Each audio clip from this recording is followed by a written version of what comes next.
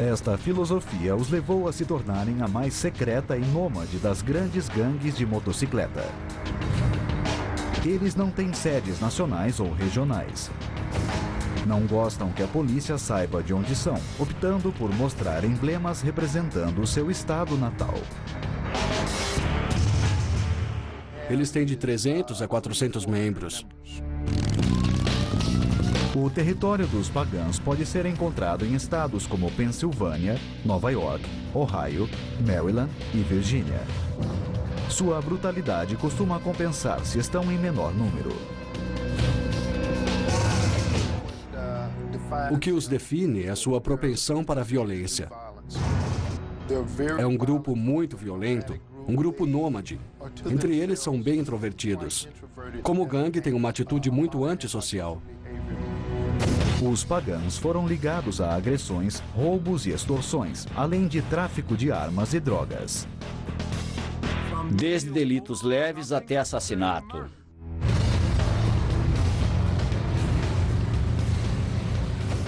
Jimmy D tem orgulho de sua vida entre o 1%.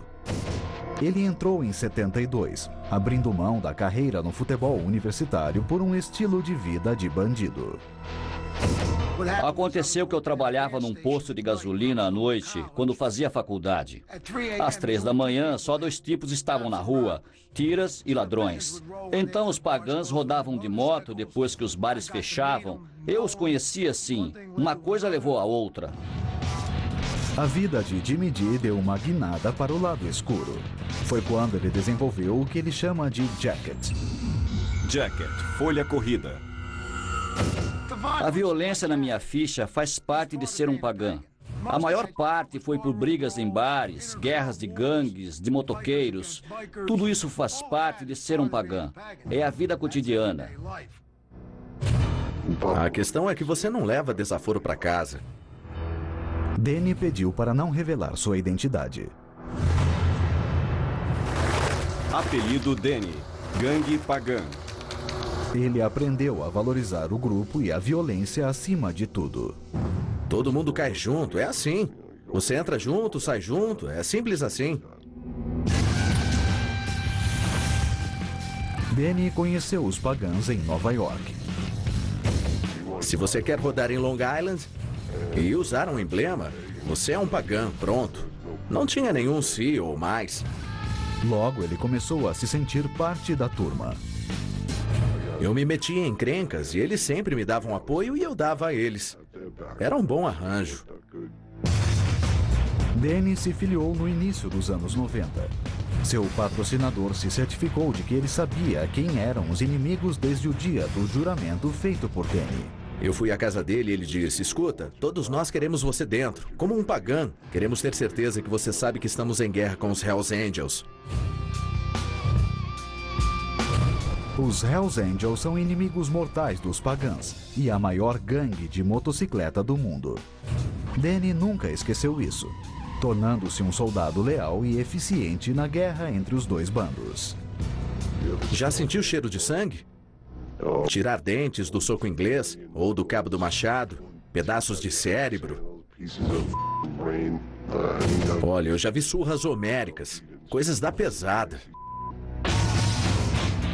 A batalha entre pagãs e Hells Angels acontece há décadas, quase sempre com consequências mortais. –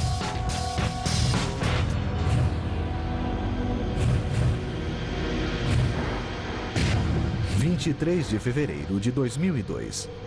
Plainview, Nova York. Os pagãs se reuniram num bar chamado Diamonds. Muitos vieram de fora do estado, inclusive a turma da Filadélfia. Dave Henenlotter, detetive do condado de Nassau, estava lá naquele dia. Tinha gente vindo de todo lugar. Alguns dos caras nem sabiam por que estavam lá. Tinham só avisado que deviam estar em Long Island para uma corrida. Uma corrida é uma viagem que a gangue faz junta. Esta corrida era obrigatória, ou seja, não havia escolha. A obrigatória é um lugar onde você vai, queira ou não queira.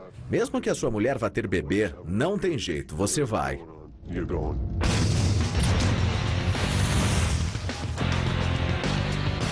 Quando os pagãs chegaram, foram avisados para se preparar para uma batalha com os Hells Angels. Seus inimigos estavam fazendo uma convenção chamada Hellraisers Ball, num centro de convenções próximo dali. Era o primeiro grande evento que os Hells Angels patrocinavam no condado de Nassau. Os pagãs consideraram um insulto os Angels terem um evento em Long Island, um baluarte dos pagãs. Eles queriam vingança e sabiam que teriam um preço a pagar por ela. Alguns deles fizeram testamento, que escreveram em guardanapos. Um cara deixou a moto dele para a filha. Então esses caras se prepararam porque não achavam que iriam voltar.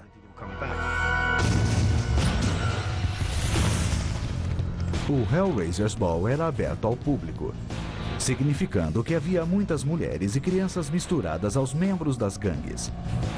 Helen Lauder estava fazendo vigilância no evento. Eu estava lá com uma câmera, estava como um cidadão comum, tirando fotografias. Este homem, Detetive Smith, pediu para não revelar sua identidade. Ele estava trabalhando disfarçado com a polícia de Nova York no evento. Tinha mais de 300 pessoas e do lado de fora, mais umas centenas. Estava tudo muito calmo, sem problemas. Até os pagãs aparecerem aí, foi um inferno. Helen Lauder estava no estacionamento quando a briga começou. Quando os pagãs chegaram, eles estacionaram aqui e foram andando até aqui. Sabiam o que aconteceria, porque todos tinham porretes. Você os via caminhando com aquilo na mão. O detetive Smith viu o primeiro pagão entrar pela porta. Eu ouvi um berro e, em poucos segundos, um pagão muito alto e pesado estava gritando. Ele tinha um pedaço de madeira na mão. Não era um cabo de machado, era apenas um pedaço de pau.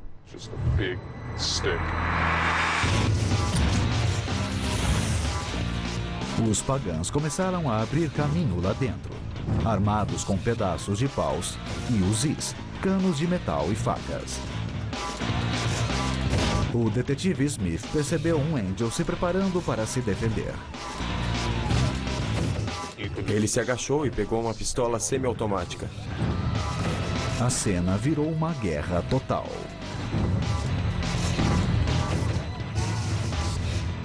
Quando os pagãs tinham de tratar de negócios, eles tratavam de negócios. A repercussão não importa, o resultado não importa, é a irmandade.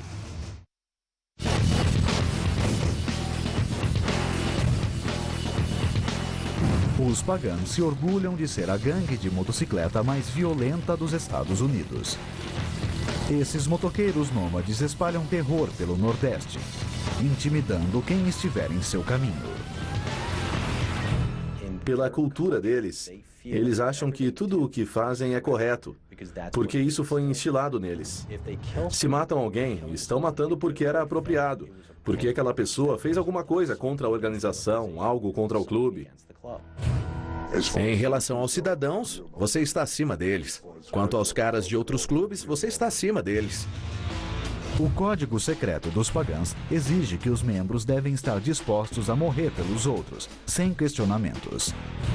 Se você não liga a mínima, então você é o homem certo para o serviço. Esta combinação de força bruta e irmandade definiu os pagãs desde a formação da gangue.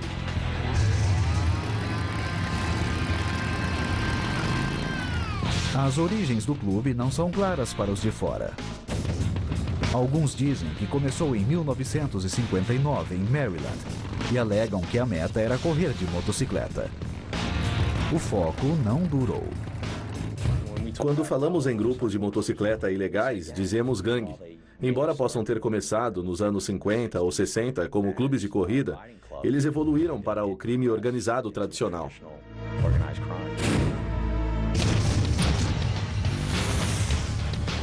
Para os pagãs, a mudança ocorreu em meados dos anos 60, com o segundo presidente do clube, Fred Holandês Burhans.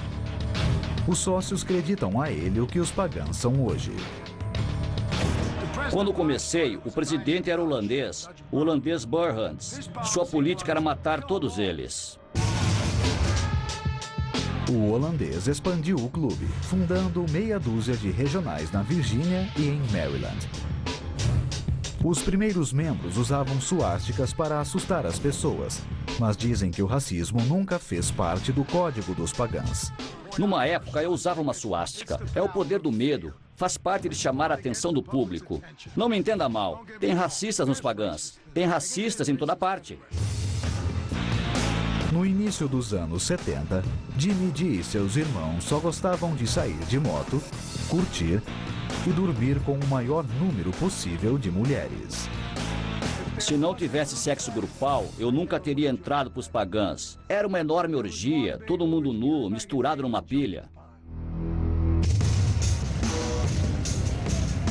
Os pagãs, liderados pelo holandês, se expandiram para o norte da Pensilvânia e forjaram uma aliança com outra gangue de motoqueiros conhecida por sua violência, os Filhos de Satã. O líder do clube era John Vernon Maron, codinome Satã. Depois, em 75, o holandês foi baleado e morto numa briga na Virgínia. Satã inseriu sua gangue nos pagãs e a Filadélfia se tornou sua sede. Aos poucos, eles tomaram a cidade. Tinha um clube chamado Dragons, outro chamado Warlocks, Breed, Wheels of Soul, Thunder Guards. Todos eram da Filadélfia. Os pagãs acabaram com todos eles. A natureza violenta dos pagãs criou raízes e eles ficaram conhecidos pelo temperamento explosivo. Você estava num bar e um dos rapazes se metia numa fria. Você nem sabia por que era, mas você estava lá e cuidava do assunto. Para financiar seu estilo de vida, a gangue entrou para o tráfico de drogas, com foco na metanfetamina. Os pagãs controlam a droga na Filadélfia, hoje e sempre. Jimmy Dee sabia que a droga era a chave para o crescimento contínuo da gangue. Como evidencia esta foto que foi tirada dele traficando apenas 2 semanas após sua iniciação. A metanfetamina é a principal droga de muitas gangues de motocicleta e muitos motoqueiros. Ela te deixa pra cima, você curte mais, roda mais. A gangue reverenciava os que controlavam o tráfico, mas o poder verdadeiro estava com o homem nos bastidores. Todos os pagãs veneravam e se espelhavam nesses caras, mas o cara por trás deles era o preparador. O cara que preparava a droga era quem dava as cartas. O preparador era um forasteiro, que eles chamavam de cidadão. Cidadão, não ser membro da gangue. Antes de mim, o clube tratava com cidadãos, gente de fora da gangue. Eram eles que faziam a metanfetamina. Na verdade, mafiosos. Eu aprendi com um cara chamado Rock and Roll. Era preparador de metanfetamina. Era ligado à máfia. Na época, era o melhor. Jimmy Dee sabia que era hora de agir. Eu sabia onde queria ir. E comecei a subir. Fui de traficante de pouco volume. Fui aumentando a quantidade até chegar a ser preparador. Em 79, Jimmy Dee se tornou o preparador dos pagãs na Filadélfia. Fazíamos a pagã roxa. A droga que eu preparava era roxa. A roxa é a metanfetamina mais pura. Para otimizar os lucros, a diretoria dos pagãs, conhecida como Clube Mãe, misturava a droga antes de vendê-la nas ruas. Eu fazia a droga. A diretoria recebia ela pura. Depois, eles misturavam como queriam e distribuíam entre os presidentes, que mandavam para as regionais e para as ruas. Ela ia de roxo para rosa escuro, rosa claro e branco puro, que é a misturada. E toda vez que faz uma mistura, ela fica cada vez mais clara. O estilo sigiloso dos pagãs significava que só Jimmy Dee conhecia a pureza da droga e como ela era misturada. Manitol é um laxante infantil. E o melhor é que as pessoas usavam para cheirar e tinham que ir ao banheiro. E quando iam ao banheiro, saíam e diziam: "Cara, que coisa boa, tive que ir ao banheiro." Mal sabiam elas que era porque estavam cheirando laxante infantil. Os pagãs dominaram o tráfico de metanfetamina na Filadélfia. Ele alimentou o crescimento da gangue em toda a costa leste. Devido ao juramento de segredo da gangue, é difícil dar números exatos para o tamanho dos pagãs. No auge de seu poder, os pagãs tinham 900 membros e 44 regionais espalhadas da Pensilvânia até a Carolina do Sul, fazendo dela o quarto maior clube de moto do país. Com o crescimento, foi inevitável vir o conflito com outros clubes ilegais, especialmente seu arqui-inimigo, os Hells Angels. Os Hells Angels são os Mercedes do mundo da moto ilegal. Os Hells Angels são a principal gangue de motocicleta fora da lei nos Estados Unidos. É uma das maiores, se não a maior. E os pagãs, sendo uma das mais fortes, mas em termos de estrutura e da criminalidade deles, estão quase no mesmo patamar. Os Hells Angels estavam acostumados a mandar, mas viram que os pagãs não se intimidavam. Por mais que estivessem em desvantagem numérica, eles sempre revidavam. Se tiver Hells Angels e pagãs juntos, eles vão brigar. Se tiver só pagãs, cedo ou tarde, um desses caras malucos vai acabar puxando briga com o outro. Nós gostamos de brigar. Os pagãs não pararam de controlar outras gangues de motocicleta. Em 81, a maior gangue do país, a máfia italiana, exigiu uma parte do tráfico de drogas dos pagãs. Nick Scarfo era o chefe da máfia da Filadélfia. A certa altura, ele decidiu que íamos pagar uma taxa para a máfia para poder vender a droga na rua. Ele estava louco se achava que podia roubar os pagãs com uma taxa dessas.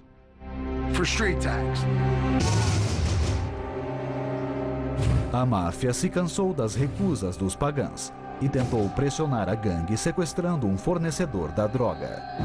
Jimmy D reagiu rapidamente. Eu juntei minha turma da minha regional. Saímos e começamos a sequestrar gente deles. Em 26 de fevereiro de 81, Jimmy D sequestrou 2 mafiosos. Numa demonstração de força, ele os obrigou a dirigir pelo centro da cidade. Fomos para Broad e Walnut. O motorista, eu tinha uma 45 na cabeça dele, olhou para o lado e viu 4 ou 5 tiras tomando café. Ele me disse, se vai atirar em mim, atire agora. Ele encostou na calçada achando que os tiras iam protegê-lo. Saiu do carro e começou a correr. Jimmy D não se impressionou e não teve piedade. Eu saí do carro e atirei nele na frente dos tiras. O mafioso sobreviveu para contar a história e Jimmy D foi preso. Mas sua estadia na cadeia seria breve. A Filadélfia é muito corrupta. Tínhamos muita gente na folha de pagamento. Acabei saindo da cadeia com uma fiança de $750 por um tiroteio no centro da cidade. Seus subornos à polícia da cidade fizeram com que seu julgamento fosse só 1 ano e meio depois. A guerra com a máfia continuaria, mas segundo Jimmy D, os pagãs jamais pagaram a máfia enquanto ele dirigia a gangue. Somos um gigante forte no vale e você tem de aceitar isso. Um rebocador sabe como o dia vai começar. Sai, louca! Tá me chamando de louca? Mas nunca sabe como vai acabar. Ele quer levar o carro. Rebocar um carro pode não ser uma tarefa simples. Rebocadores. Guardas. Só na True TV. Veja o que eles veem. Sinta o que eles sentem. Ei, ouviu ele? E capture os caras mais perigosos da cidade. Lá vamos nós. Os olhos da lei. O perigo em primeiro plano. Bom menino, Rico. Bom menino. Os olhos da lei. Nesta sexta, só na True TV.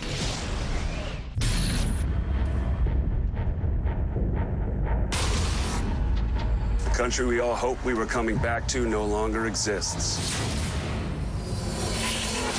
When we left, the virus was at phase 2. We are now at phase 6. Global pandemic. The Last Ship. Estreia sem intervalos comerciais. Segunda, 4 de agosto, na TNT.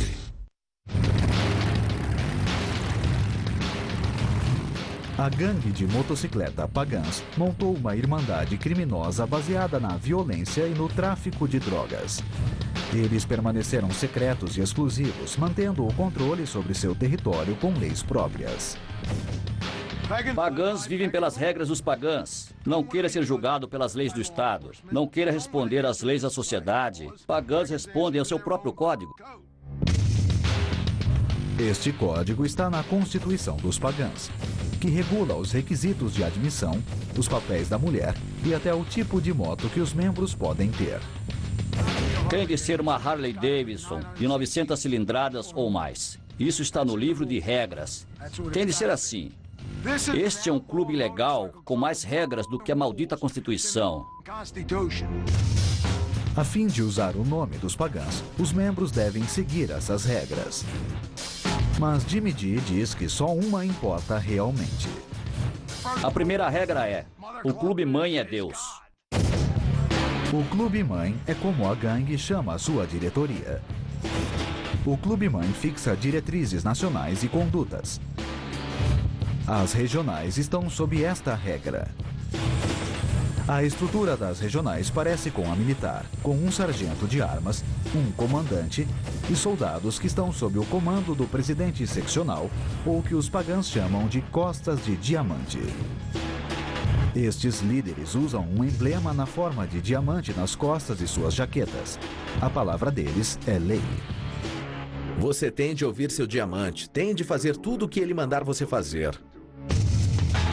A natureza ultra secreta dos pagãs é forjada por esta atitude inquestionável. Eu podia estar num bar às 2 da manhã e decidir ir visitar os caras de Nova York ou fazer uma visita aos caras de Pittsburgh. O fato de que podíamos rodar de moto e ter onde ficar a pouca distância era uma das melhores coisas de ser um pagã. Embora muitos queiram se tornar pagãs, o acesso não é fácil. A jornada de Danny começou de maneira improvável. Conheci umas mulheres numa festa e acabei conhecendo um punhado de Hells Angels e achei que eles eram uns tipos legais. Os Hells Angels convidaram Danny para a gangue. Sua afiliação não saiu como planejado. Uns 2 anos depois, eu estava numa festa e um Angel tentou pegar a mina com que eu estava. Eu entrei numa briga com ele, aliás, acabei com a raça dele. Mas depois fui massacrado pelos outros. Aí eu disse, que se danem, e comecei a sair com os pagãs. Danny gostou do jeito rebelde e altamente secreto dos pagãs. Ele decidiu se tornar um estagiário. Estagiário, membro da gangue em treinamento. É um papel que dava a ele muitas responsabilidades e poucos direitos. Qualquer pagã pode mandar em você, mas tem alguns limites. Eles não podem tomar sua moto, não podem mexer com a sua mulher e não podem mexer com a sua casa. Danny rapidamente passou de estagiário a membro e acabou sendo um comandante. Se um cara mexia com a mulher do outro, este me ligava e pedia para eu cuidar do assunto para ele. E eu dizia, tudo bem, deixa comigo. Normalmente ele não conhecia os detalhes, ele só precisava de um nome. Eu entrei no bar, vi o sujeito, peguei uma bola de sinuca e abri a cabeça dele e o joguei porta fora. Subi na moto e fui embora. No recrutamento, os pagãs procuram dureza, lealdade e uma atitude de faça ou morra, que significa tudo para eles. Na época eu sabia beber, cuidava dos negócios, não me metia em encrenca, não mexia com ninguém. Era muito eu, tá ligado? O código dos pagãs também preza homens que sabem ficar de boca fechada. A gangue desenvolveu uma linguagem própria para ajudar seus membros a evitarem a lei. Argo significa vá se danar. E nunia não é da sua conta. Essas palavras são usadas, por exemplo, os tiras pegam um dos nossos e levam para a cadeia. Os tiras começam a interrogar os caras. Eles ficam gritando, argo nunia, um para o outro. Ou seja, não vamos falar. A resposta para toda pergunta é argo nunia. Vá se danar. Não é da sua conta. É um código entre eles. Os pagãs reagem quando o irmão enfrenta o sistema, frequentemente usando sua agente para protegê-los. O que você vê no tribunal são 10 ou 15 caras da organização olhando fixo para os jurados. Em ser membros e são consideradas propriedade de seus homens. As mulheres têm um emblema de propriedade, se tiverem essa sorte. O emblema diz, propriedade de Jimmy D, ou seja, é propriedade minha. É igual a minha motocicleta ou meu carro, é propriedade minha, é minha. Faço com ela o que quiser. Você compra um carro e se quiser, você o pinta. Eu tenho uma mulher e se querem que o irmão transe com ela, ele transa.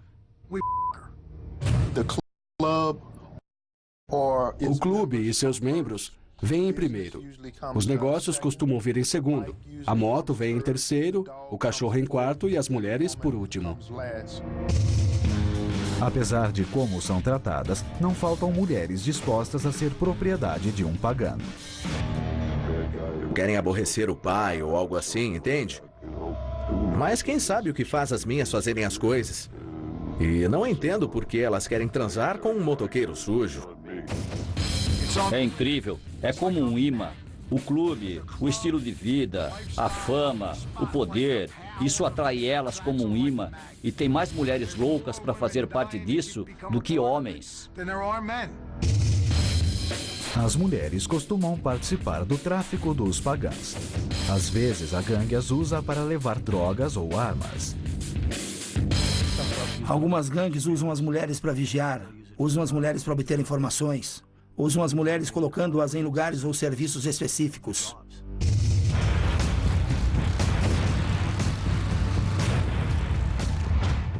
Os pagãs têm muito orgulho das cores do clube.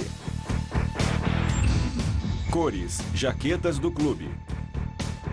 Essa jaqueta é mais importante para eles do que a família. Você monta na sua moto vestindo suas cores, está com 30 ou 40 caras e vamos em fileira dupla. Os carros saem da frente, nada nos detém.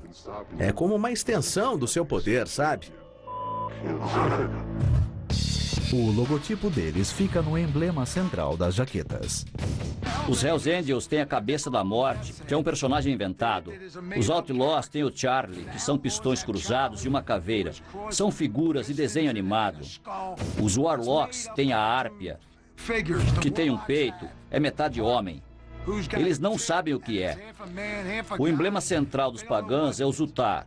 É um deus do fogo sentado no sol, com chamas ao redor. Zutar deu uma surra nos outros deuses. Ele comanda o inferno, ele é o cara. Ele ficou bem agachado para os outros deuses pensarem que ele era pequeno. Daí ele se ergueu com aquele pau de fogo, tipo um cabo de machado, esmagou a cabeça deles e agora ele domina o inferno. O mito nórdico de Zutar também inspira a arma favorita da gangue, o cabo de machado. Definitivamente essa é a arma preferida. Cabo de marreta também funciona bem. A única coisa que não fazem é disparar balas.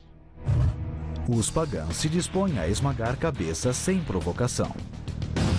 Mas o modo mais rápido de ganhar uma surra é mostrar desprezo pelas cores dos pagãs. Suas cores são a coisa mais importante do mundo para você. Seja como for, elas têm de ser protegidas.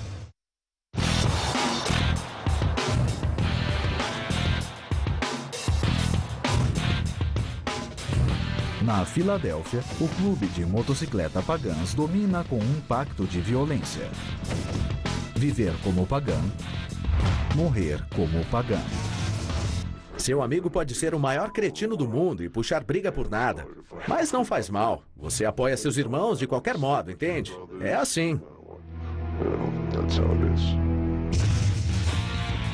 Os pagãs se mantêm exclusivos intencionalmente.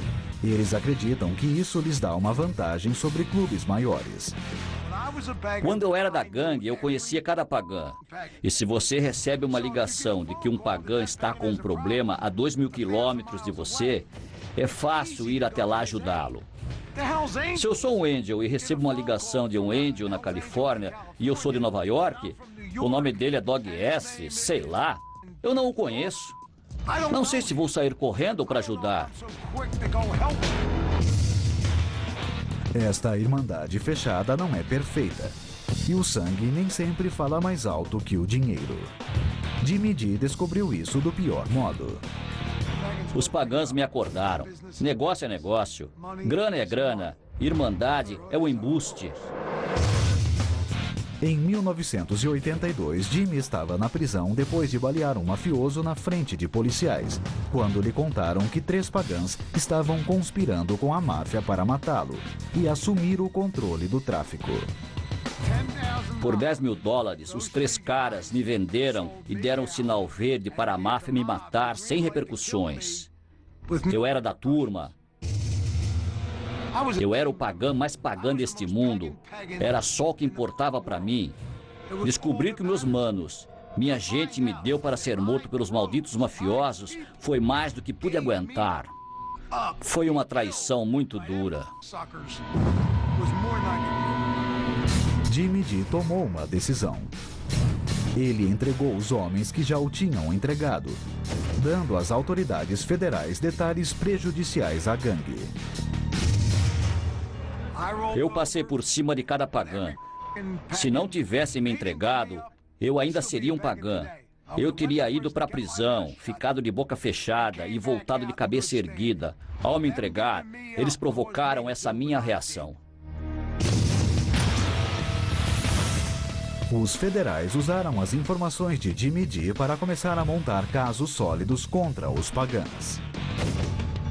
Os pagãs tinham 2 casos grandes de extorsão e corrupção que devastaram a liderança da organização, que visava especificamente os diretores dela. Na década de 90, a gangue estava ruindo. Em 98, Danny se tornou uma das baixas. De repente, um dia, às 6 horas da manhã, você acorda com uns 100 federais e caras do Departamento da Justiça batendo na sua porta, pondo miras de laser na sua cara. Nenhum estava a fim de atirar na perna, todos iam atirar na cabeça. Isso é um balde de água fria. Os irmãos pagãs de Danny tinham dado informações à polícia. Ele foi condenado a mais de 10 anos de prisão por formação de quadrilha. Sabe, supostamente era pra ser, tô contigo e não abro.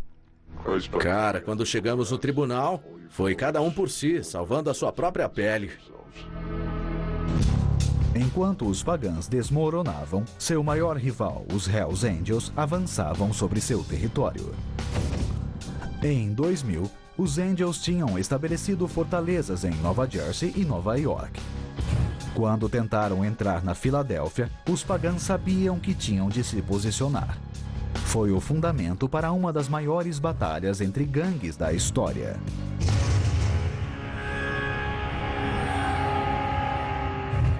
Em 2002, Filadélfia. Os Angels começam a recrutar pagãs, esperando que eles mudassem de lado. Você não trocava suas cores dos pagãs pelas cores de outra organização, principalmente as dos Hells Angels naquela altura.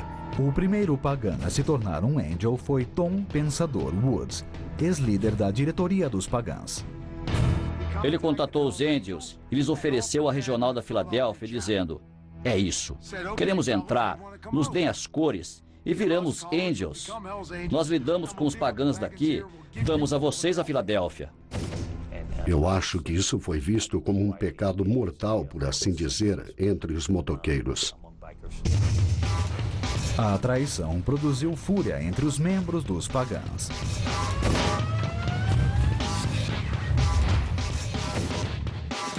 Em fevereiro de 2002, os Hells Angels patrocinaram o Hellraisers Ball, em Long Island. Os pagãs achavam que os traidores estariam lá. Foi tomada a decisão de dar uma lição neles e nos Angels. Recebemos ligações dos pagãs de vários lugares. inclusive muitas da Filadélfia, que eles iam ao Hellraisers Ball para pegar os caras.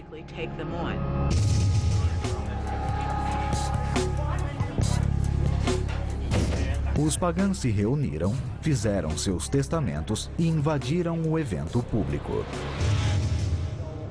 Os 3 caras entraram e a briga começou. Depois mais homens entraram e o lugar encheu. Você não tinha para onde ir, não conseguia se mexer. A porta giratória na entrada foi a desgraça dos pagãs. Poucos membros conseguiram entrar. E os Angels abriram fogo imediatamente. Por mais que parecesse uma horda bárbara, eles foram abatidos ali mesmo. Um pagão foi morto na hora. Este agente disfarçado estava bem atrás do atirador dos Hells Angels. Sozinho, ele tinha poucas opções quanto ao que fazer. Se eu tivesse apontado a arma para o atirador, com certeza todas as armas no lugar iriam se virar para mim. Mais de 500 armas diferentes foram encontradas. Eles não ligaram se havia civis em volta. Os pagãs tinham vindo com força bruta e sem plano de fuga. A maioria foi pega pela polícia no estacionamento. Alguns escaparam, mas foram apanhados nas redondezas usando suas jaquetas. No total, 73 pagãs foram presos. 2 Angels, inclusive o atirador, Raymond Dwyer, também foram levados sob custódia. Dwyer foi acusado de homicídio culposo, mas a acusação foi retirada através de um acordo. Ele acabou cumprindo 1 ano de prisão por porte de arma. Os pagãs ainda alegaram vitória. Eles apareceram, foram para Long Island e arrasaram. Deram pontapé nos Angels, no território deles. 73 pagãs foram presos, nenhum falou. Todo mundo cumpriu sua pena por causa dos assuntos do clube e todos foram soltos.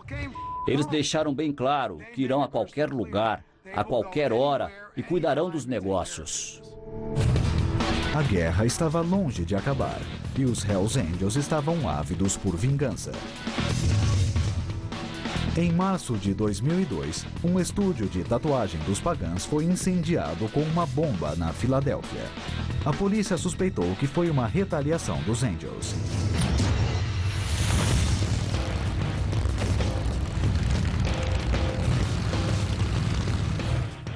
Os Hells Angels continuaram a mostrar presença na Filadélfia. Havia muitos boatos de que eles iam abrir uma sede. Pronto, lá estava ela. Eles deram algumas festas e coisas assim. Os pagãs tomaram isso como o máximo do desrespeito. Os pagãs fizeram exatamente o que deveriam fazer. Começaram a atirar e matá-los.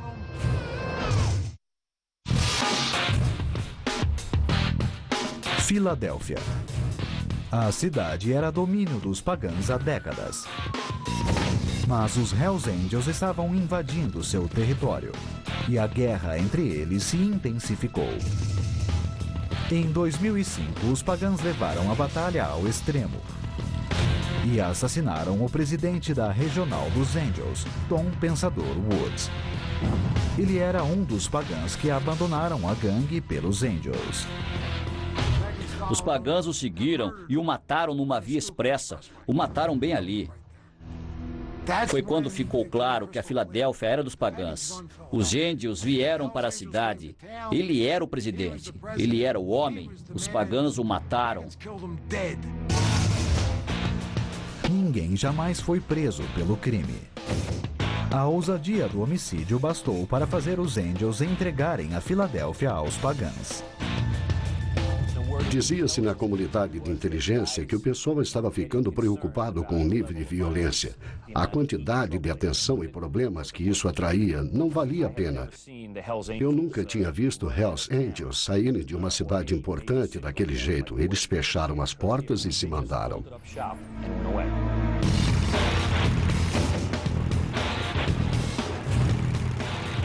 Os pagãs quase não mudaram durante toda a sua existência. A violência continua sendo sua marca registrada. Eu vi surras infernais. Você vê uma pessoa apanhando na cabeça várias vezes com cabos de madeira, você nunca mais será igual. Ao contrário dos Angels, os pagãs nunca quiseram crescer muito. Sua natureza secreta os mantém fora do radar da lei.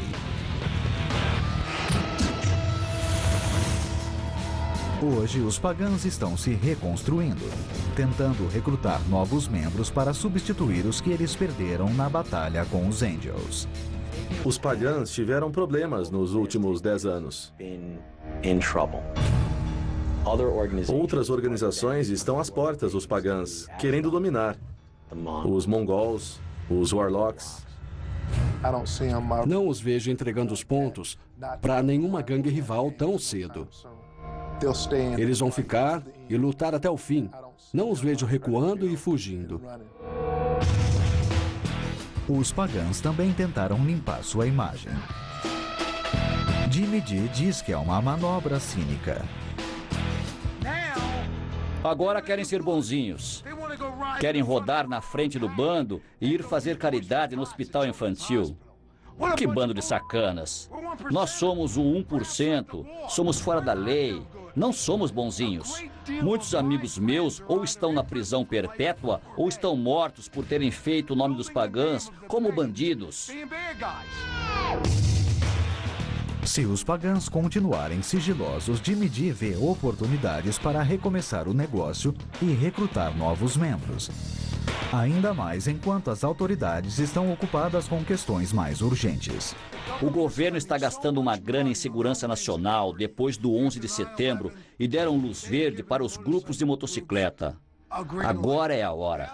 Todo o dinheiro é destinado para a segurança nacional e os colegas estão aí feito malucos. Se isso tivesse acontecido na minha época, eu estaria mais do que multimilionário. Jimmy D está na lista negra dos pagãs e diz que não quer nada com eles. Lavei minhas mãos quanto ao clube. Eu nem podia olhar para eles quando me fizeram isso. Danny também se sentiu traído. Saí da cadeia, fui para casa e fiquei afastado. A lei diz que não posso ter contato com nenhum deles e eu vou cumprir isso. Foi uma opção minha, eu resolvi sair. Ele diz que a maneira como terminou o incomoda.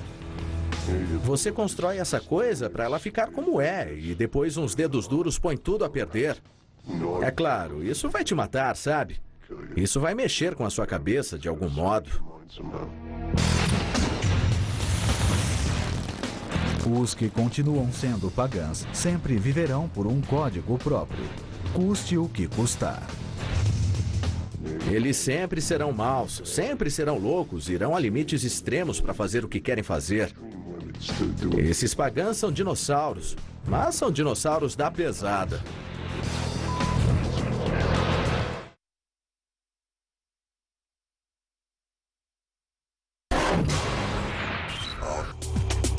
Entalado e burro.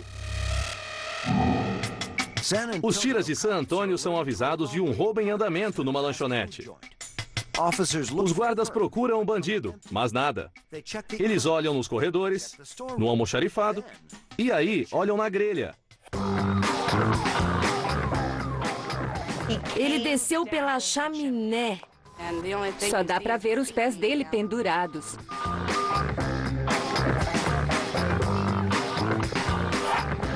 Ele é do grupo dos bandidos da chaminé. Hambúrguer é gorduroso, chaminé é gordurosa. Ele deve ter achado que ia escorregar, fácil. Sei lá. Não importa o que ele pensou. O ladrão da chaminé entalou.